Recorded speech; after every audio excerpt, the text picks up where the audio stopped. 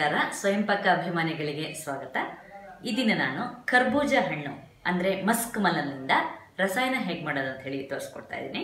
ಆಗುವ ಪದಾರ್ಥಗಳು: ಕರ್ಬೂಜದ ಹಣ್ಣು 1, ತಾಜಾ ತೆಂಗಿನಕಾಯಿ ತುರಿ ಅರ್ಧ ಕಪ್, ಏಲಕ್ಕಿ 2, ಬೆಲ್ಲ 2 ಟೇಬಲ್ ಸ್ಪೂನ್.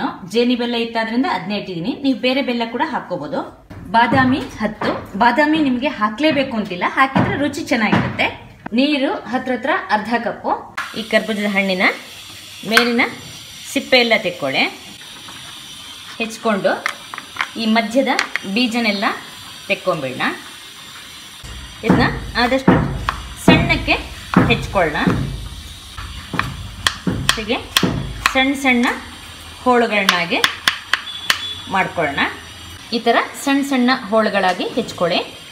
ಈ ಹೋಳುಗಳನ್ನ ಒಂದು ಬಟ್ಲಿಗೆ ಹಾಕ್ಕೊಳ್ಳಿ. ತೆಂಗಿನಕಾಯಿ ತುರಿನ, ಏಲಕ್ಕಿ ಹಾಗೆ ಬಾದಾಮಿನ 1/4 ಕಪ್ನಷ್ಟು ನೀರು ಹಾಕಿ ಸಣ್ಣಕ್ಕೆ ರುಬ್ಕೊಳ್ಳಿ.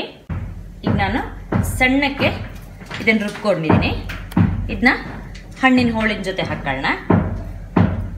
ಹಾಗೆ ಜಾರಿಗೆ ಸ್ವಲ್ಪ ನೀರು ಹಾಕ್ಕೊಂಡು ಇದರಲ್ಲಿ ಇದ್ದಿದ್ದನ್ನು ತೆಗೆದು ಹಾಕೋಣ.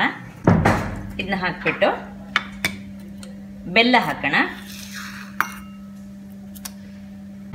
ಚೆನ್ನಾಗಿ ಇದನ್ನ ಬೆಲ್ಲ ಎಲ್ಲ ಹೊಂದಿಕೆ ಆಗುವಂತೆ ಕೈ ಆಡಿಸ್ಕೊಂಡ್ರೆ ನಿಮಗೆ ಕರ್ಬೂಜದ ಹಣ್ಣಿನ ರಸಾಯನ ಸಿದ್ಧವಾಗುತ್ತೆ.